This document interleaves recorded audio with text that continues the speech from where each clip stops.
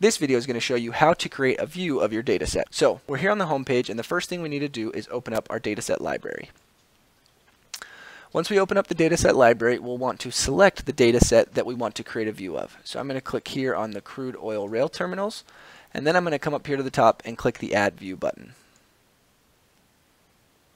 Alright, so the first thing I'll need to do within the view is to give it a name. So I'm going to call this Unloading Terminals. Then I'll click Next. This screen is where I will be able to apply filters to determine which locations in my dataset will be part of this view. So here, if I click on this drop down, I'll see a list of all the columns that I have. So I'm going to select Handling.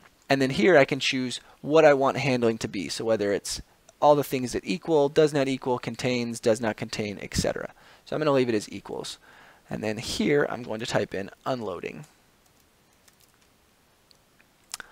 And if I have multiple calculations that I want to add, then I would just click here on the Add Calculation button and repeat the same process.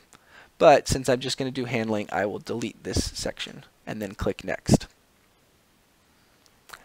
This screen is going to allow me to determine which columns I want to be visible as part of the view. So I can select just one or two, or I can select them all.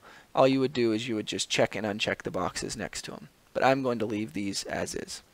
And then I'm just going to click Done. And there you go. Now you can see the view that's been created. And if I want to look further and see the actual locations, all I need to do is click on the view itself, and it'll open up just like any other data set, and I can use this on any map within my Mapline account. And that's how easy it is to create views of your datasets using Mapline.